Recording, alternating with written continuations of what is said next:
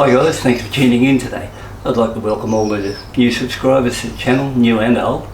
I'd like to say thanks very much for taking the time to come in and have a look at the channel. Also I'd like to say that the wife even wants to get in on the act too, and she decided to make these beanies, or the ones I'm wearing now, and she said to me only a couple of days ago, why don't I put one of these up here as a giveaway to some of the new subscribers, or even anyone subscribing to the channel at all. So I said to no thanks, but just to keep her happy, if you want to go in the draw for one of these beanies, just put no thanks in the comments. On the next clip I'll do a bit of a random draw on it. Whoever wins, I'll just send it out to them, and it'll be posted anywhere worldwide. Whoever puts their name in the comment there, so surely somebody might put their name there and somebody might win it. So that's the beanie one out of the way, and that'll keep her happy, and we can look into the bike side of it now.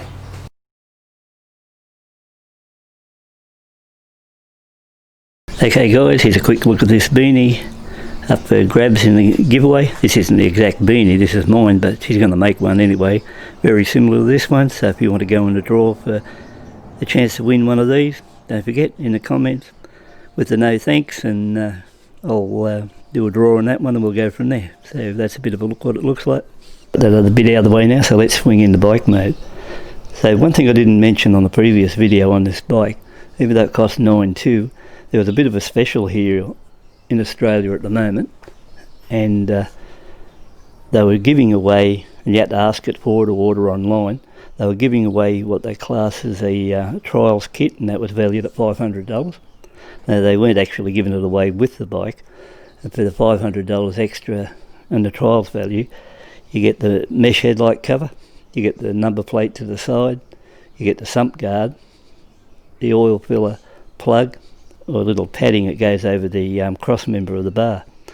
Now, like I said, they're valued at roughly $500, and in the, I think it was in the June-July special with this particular bike, they're giving that away free, which when I thought about this bike 2 months ago, I would have to buy them then for $500 extra. But I'm on pre-order now, and they said it'll be about 6 weeks before they arrive. Doesn't matter whether you've got a 2009 model or a 2020 model, all these bikes come with a Bosch spark plug, and without a doubt it's the worst possible spark plug it could be in these bikes. And my first experience back in 2012 was with the Bosch plug, and they're not much good for anything apart from giving you hard problems with the bike starting, fouling up, and when you get out along the road they'll at times stop you and the bike won't run at all. So the best idea would be, from scratch, is definitely pull the spark plug and replace it with either an NGK BPR6ES or an NGK BPR6ES. Doesn't matter much, either one. You don't have to bother gapping them. You just pull the old plug, put it straight in the bike, throw your old plug away, because you'll never use that plug again. It's just a useless plug, and it just gives you really nothing but trouble, I think. Now it might be totally different if you use the Bosch plug and your bike's got a fair few kilometres on it and you're out there doing a lot of highway work where it's working hard, but from around town experience over the years I've had the Bosch plug in on brand new bikes, I've had nothing but trouble. They've also been responsible in the running period of overheating the bike, so I've been out on the ride in the very early stages of the run-in, having trouble with the bike starting. It's been running hot, couldn't get it started, and it's just been nothing but trouble. So it was the first 2 or 3 bikes I had, I ran at Bosch from factory. After that I got on to this NGK idea, and then after that never looked back. Now if you asked about the iridiums, I've also run iridiums on possibly 4 new bikes from scratch, and I was really a die-hard fan of iridium plugs. But in the end I found that through trial and error, an iridium plug doesn't necessarily make the bike go any faster or better. It may last a lot longer, but you'll find just a standard NGK plug will be just as good as an iridium, save you a few dollars, and you'll be quite happy with the results.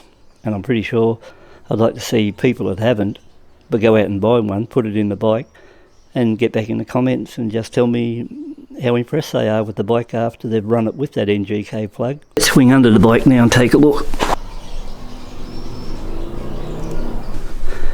You might have noticed just then that I've got, for some reason, these large magnets sitting over both sump plugs where there's already magnets on those plugs.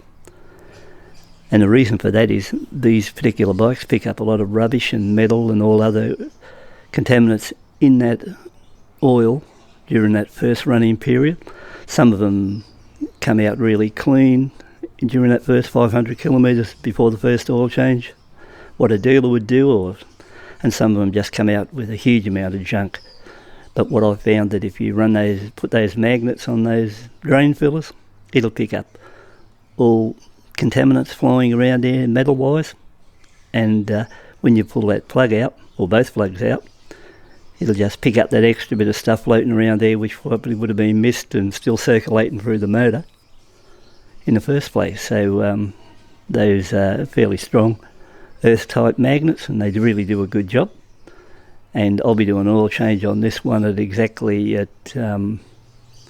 probably 100 miles, another one at 300 miles, and then another one at 500, just to clean these motors out. And I'm going to put up a still shot of what a 2018 model Euro 4 bike looked at on the two magnetic plugs at 100 miles on a oil change.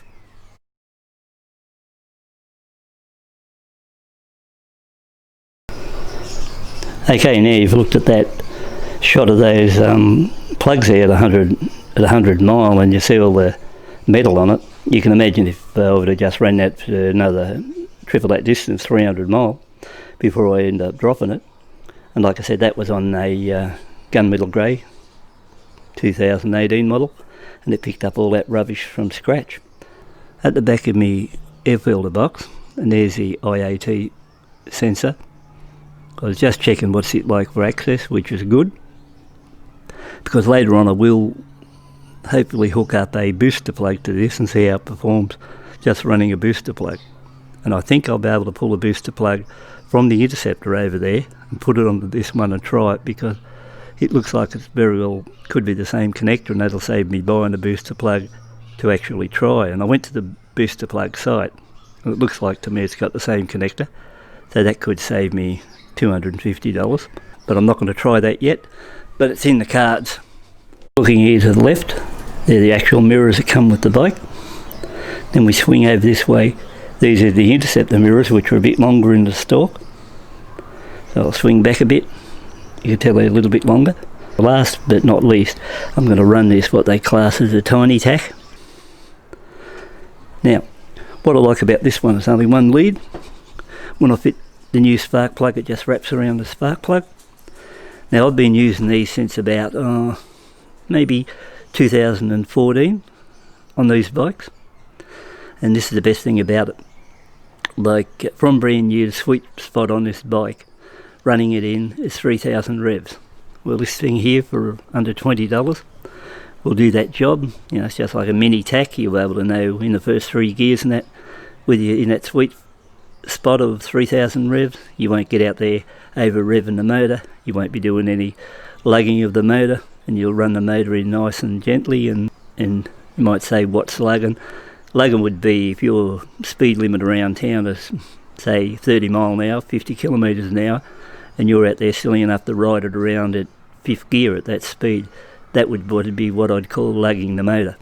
Now a smart move, if you got the tacho, you'd be back in 3rd gear, riding around in those situations in the running period, because if you lug these motors in the early stage of their life, well, you pay the price later on in their life. So it's very important how you run these motors in. Either run them in properly, or you will pay the price long term. Now while we're at it, if you buy yourself a classic 500 or any Enfield, especially in these 500 singles, this will be your best friend. Loctite 243 medium strength. Now you must buy a bottle of this regardless for these particular bikes, because it's a necessity. When you get to these 2018 or the Euro 4s, Enfield have been using tied on here, in the front brakes, and in a few areas there, and they were doing a good job on it. Not like the early days, and they were nice and tight. but you still have to go over and do all the other bolts, because with these particular bikes, by the time you do 100 mile, you still have to go over the bolts, make sure they're right. These ones here,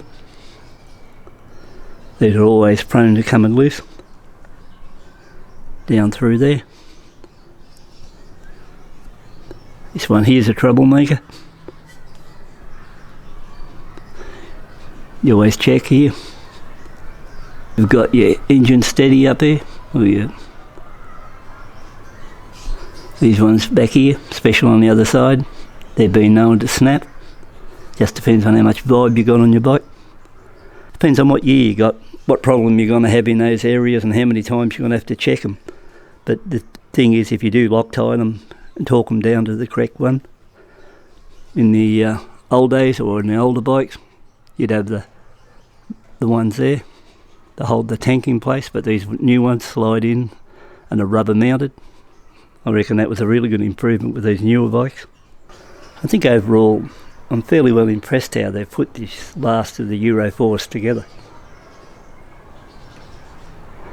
They're a bit overpriced, but they've been overpriced for 10 years here, so it doesn't make much difference now because they're on their last run, so you know, it's the way it goes.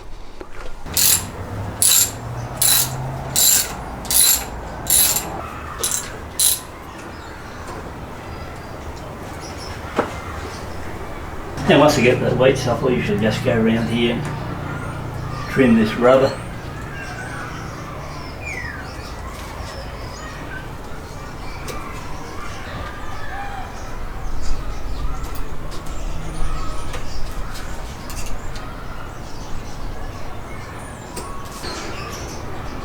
Now the foam grips I use are only around about $12 a pair. I just use a bit of dishwashing detergent to give them a bit of a good lube. Now everyone's got their own idea how to do this, but I find it works alright. Then your luber inside pretty well. Push her on the edge. Put your thumb down, or finger down.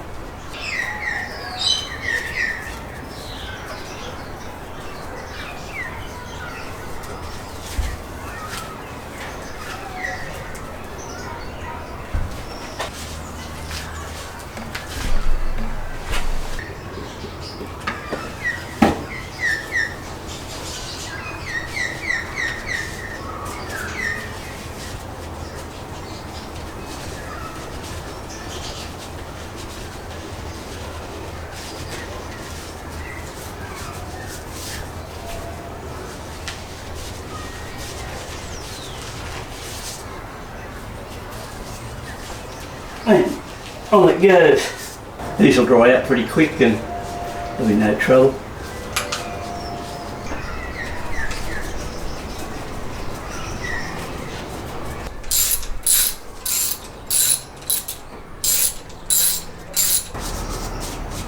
One foam grip. With this 650 Interceptor mirror, which will swing the mirror out a little bit further, and it'll be in that vibration out there.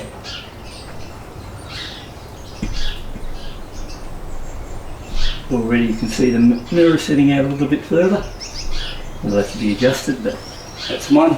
Now one thing I better point out, never force these mirrors because it's very easy to cross thread them when you put them in. Then you've got a bit of a problem, so always take it gentle with the threading, and if not, put a bit of grease on the thread to help it run in a bit better, or a bit easier.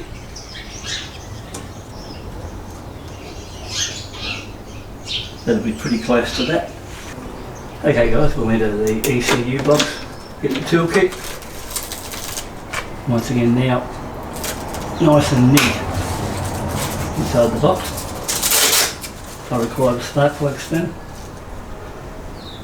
There's your troubleshooting plug.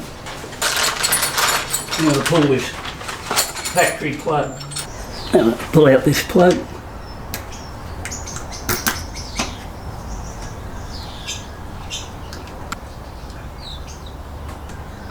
And I can tell by the colour it's a Bosch.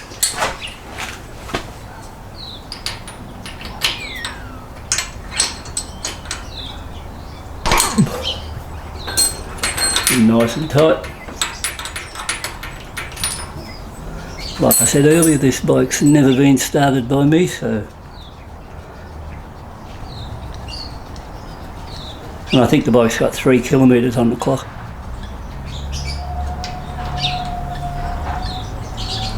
So, there's the plug after 3Ks. So already when you look at that plug with 3 kilometres, it's already going sooty. So there's my new NGK BPR6ES, because that's all the Honda dealer had. But you can do BPR6ES on this. But take a look. Remember, it's 3 kilometres, 2 mile. That's all it's travelled. It's already sorting up. Well, you can tell petrol. So it'll be trouble, or it would be trouble later. So we can go straight in. Already gapped. You can hand tighten it down as far as you can, which is always the best idea. Spin on, just line it around.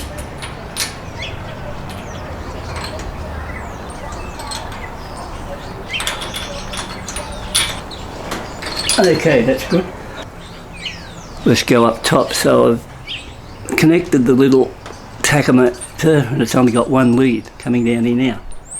All I've got to do is pull this spark plug wire out and tie it around the lead back in there. Half a dozen times. Tied on the lead, like so. Make sure it's tied on. And that should be good enough to get me pulse reading. Okay guys, this is about as far as it gets now, so what has actually been done. Alright, I fitted the 650 Interceptor mirrors on those vibration plates here. That was one thing I thought I'd put on in case there was any vibration on the bike. Number 2 was foam grips. That was next on the agenda. Pull this side cover off here. It's alright now, it's not rattling. I've got that out of the way. Fitted this tiny tack here so that I know now when I'm running in the sweet spot at 3000 revs.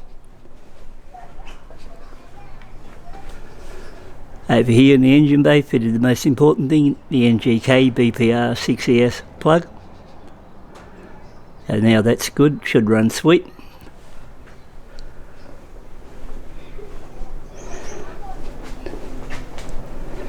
So it looks good.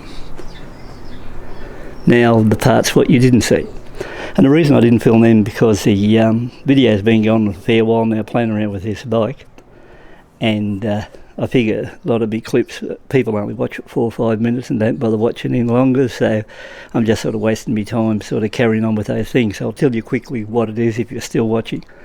Okay, there was this bar here, it was loose so I had to tighten that. These 2 cover plates over the exhaust, they were loose, had to tighten those.